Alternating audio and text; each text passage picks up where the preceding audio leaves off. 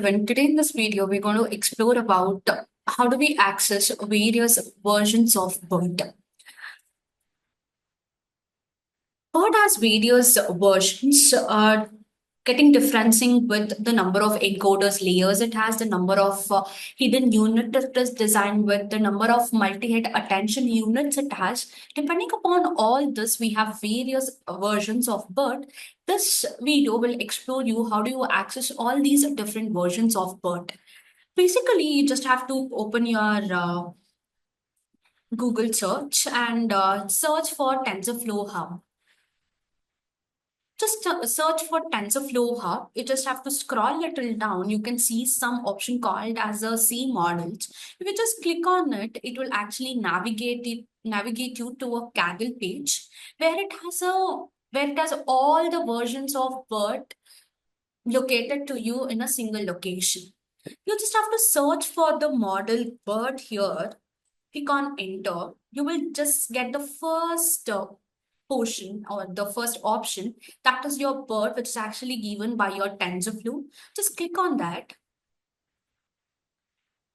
If you scroll a little down, you will get the BERT variation. If you just click on this drop down, you have various models of BERT for you.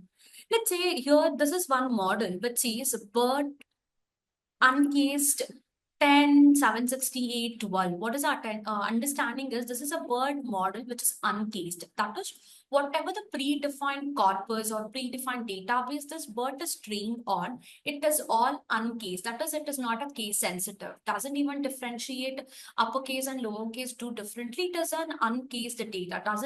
It's not a case sensitive data.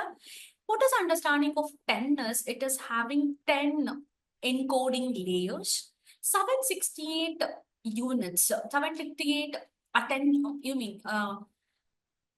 hidden units are there. The understanding is only this: whatever the data that you give to your BERT model, whatever the vectors that it is going to give you in written, it is of the dimension 768 and it is having 12 attention unit. That is what the multi-head attention is composite of.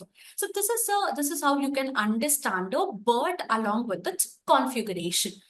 Depending upon number of attention heads you need, number of what is the dimension of the vector you need, number of hidden units, and the encoding layers you have, you can select whichever BERT model that you want. Just click on one and you can just scroll down. You will be seeing two layers called as a preprocessor and one more is something called as an encoder.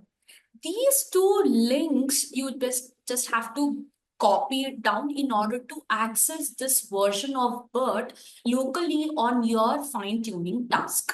Always we have to remember all the pre-trained models will have two versions. Two separate bodies to it.